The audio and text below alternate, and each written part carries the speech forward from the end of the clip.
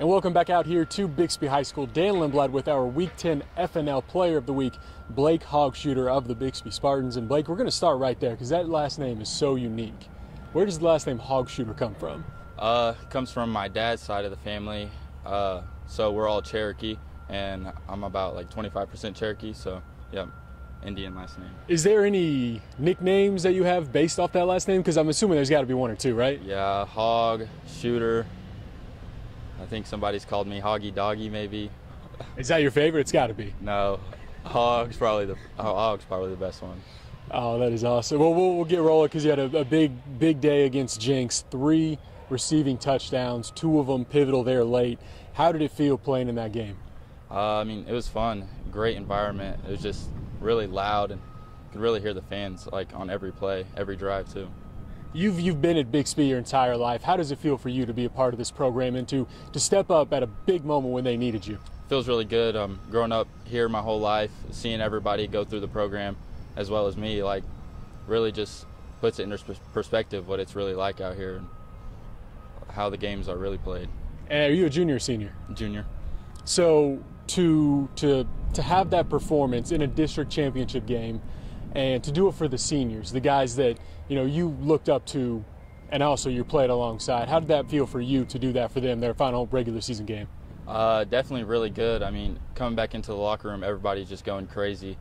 Just really fun. I mean, couldn't have done it without them either. What do you accredit your big day to? Is it your route running was spectacular, or you were just so aggressive, yards after catch? What would you point that toward? I'd say quarterback putting the ball up in the air, knowing that I can go get it. Have you had a 3-touchdown game before? I don't think so. So whenever you get the third one, what's the feel? Obviously, it's huge because y'all had the lead and you kind of gained some ground. But what did that feel like personally? And I guess whenever you kind of like clicked in your mind, oh, that's 3 touchdowns. Yeah, I mean, at first it's just kind of hard to believe, and then after a little bit it started setting in, and just kind of realized, like, I don't know, it's too hard to believe. And obviously around here, regular season is important. Y'all celebrate the wins a little bit, but now is where the real season starts. What is the turn like for this program when you go from regular season, and you have a bye next week, but turning from regular season to playoff mode? Got to lock in, stay sharp every practice. Can't come out here and waste minutes. We just got to come out here and get to work every day. What would it mean to you to bring another state championship home to the Bixby Spartans this year? I mean, everything. I mean, we got to keep the streak going, and I think we will. And you were telling me about the practice jersey. It's new, but it's kind of a replica, or what were we working with? It's like a retro version. We had the new one, and it went away, so now we got this one. I think it's just spray painted on there. Did you spray paint it yourself? Nope. I think Coach Embry did that. Are you artistic at all? I wouldn't say so. What's your favorite class at school? Math. Why math?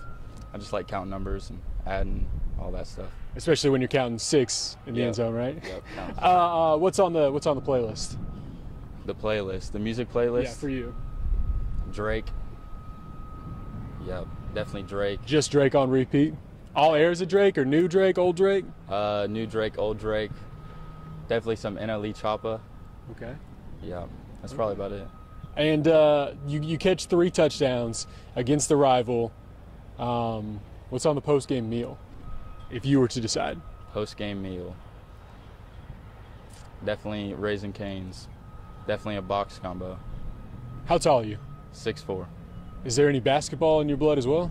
There is. My dad played basketball his whole life, but I stopped playing last year. What made you want to transition from basketball to football?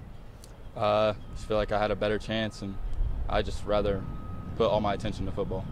Is there any aspects of basketball that, because we all think of Antonio Gates, and I think George Kittle had some basketball in his background. Any aspects of basketball that transition and help that smoothly for you? Yeah, definitely.